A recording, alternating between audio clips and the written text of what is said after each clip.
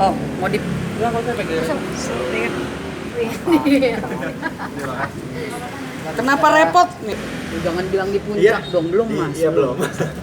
Ya luar biasa, saya mewakili Prabowo Gibran hari ini sebagai salah satu juru bicara muda ya dari kalangan milenial dan juga perempuan.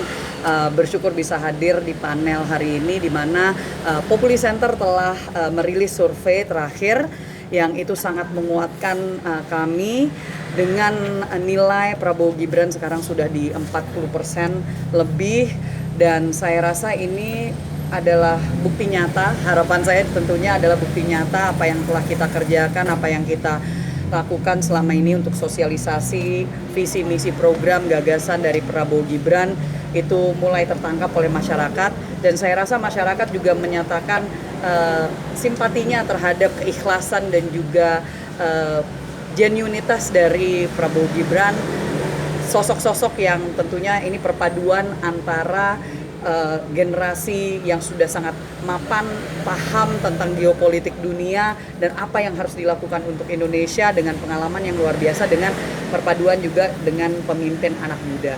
Jadi ini yang saya rasa sangat luar biasa, dan juga tentunya menguatkan kita untuk percaya kalau kita lebih kerja keras lagi, lebih turun ke rakyat, menyapa rakyat dan menyampaikan visi misi program ini, insya Allah ada kemungkinan kita bisa selesaikan dalam satu putaran. Mbak, ada tanggapan tentang pengaruh pasangan Prabowo Gibran keputusan MK tadi kemarin? Ya, saya rasa itu kalau dari hasil survei ini dinyatakan dari sampling yang ada ya 1.200 masyarakat yang telah diinterview itu, dari sampling itu terdapat bahwa masyarakat menganggap hal tersebut biasa-biasa saja dan tidak mempengaruhi terlalu besar keputusan mereka.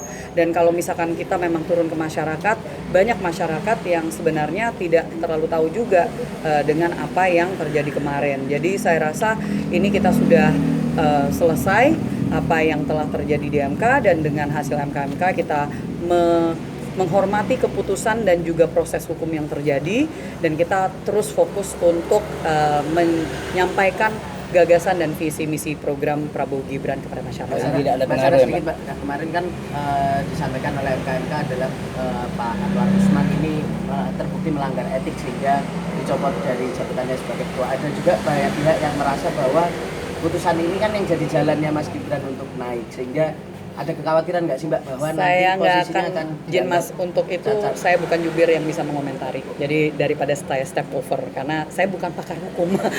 Gitu, tapi ya. Dengan dipilihnya Gibran sebagai cawapres ini mempengaruhi nggak sih dengan tingkat persenan elektoralnya itu sendiri? Melihat dari hasil survei ini luar biasa, dan ini sudah menjadi harapan dan sudah menjadi suatu hal yang kita perkirakan. Bahkan saya sudah pernah bicara di TV nasional bahwa saya yakin dengan adanya Mas Gibran bergabung sebagai cawapres Pak Prabowo, kita bisa menang di Pulau Jawa, dan sekarang juga bisa terlihat bahkan pemilih pemuda yang mungkin tadinya kita masih di bawah 40%, sekarang bahkan sudah di atas 50% pemilih pemuda memilih Prabowo Gibran.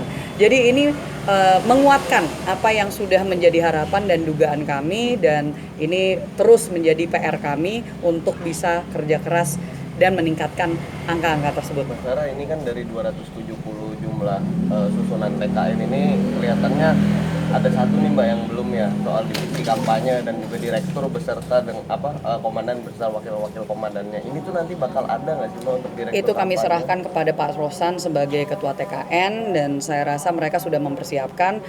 Sebenarnya teritorial itu juga sudah masuk di situ. Ya, jadi ada divisi teritorial, ada divisi penggalangan dan seterusnya. Saya rasa sudah masuk di situ. Berarti belum, tapi nanti membuka opsi bakal ada nggak sih Mbak? Saya kurang tahu itu. Semuanya sepenuhnya adalah bagian dari komandan terutama yaitu Pak Rosan dan juga jajarannya. Mbak, kalau untuk milenial dan Gen Z itu sebenarnya apa sih Mbak yang dipersiapkan Mas Gibran nanti kalau misalnya menang? Apa yang jadi fokus konsepnya dia Mbak? Sebenarnya visi misi program kami bahkan sebelum Mas Gibran bergabung, dan dengan adanya Mas Gibran ini hanya menguatkan, kami pasti akan fokus kepada lapangan pekerjaan. ya, karena kemanapun kami keliling pasti persoalan untuk pemilih muda, milenial dan Gen Z adalah lapangan pekerjaan, pendidikan, krisis iklim. Apapun itu, seperti krisis iklim itu juga bisa kami kaitkan ke lapangan pekerjaan. Pak Prabowo sudah menyampaikan bahwa kita akan fokus untuk energi yang keberlanjutan, energi yang sustainable, green energy. Dan itu kita bisa menjadi negara adidaya. Bayangkan ya, itu juga menciptakan lapangan pekerjaan yang jumlahnya luar biasa untuk masyarakat kita. Bahkan program makan siang gratis itu memperkuat petani-petani muda kita, nelayan-nelayan muda kita.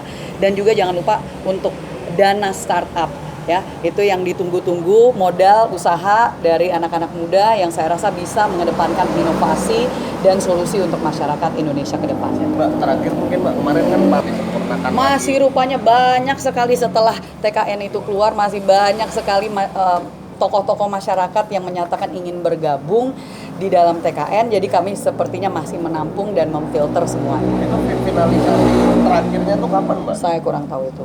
Saya rasa itu nanti Pak Rosan bisa jelaskan. Mbak, Ya, 50% gantian. lebih jumlah pemilih ini kan milenial, Mbak. Artinya berapa persen kira-kira targetnya? Kalau saya bicara dengan komandan saya, Bang Arief Roshid Hasan sudah menyampaikan kita harus bisa memenangkan minimal 55% dari suara pemilih pemuda tersebut. Ada lagi? Aman? Yes, semangat semuanya, jaga kesehatan. Oke. Terima kasih. Terima kasih, Mbak. Mbak, makasih ya.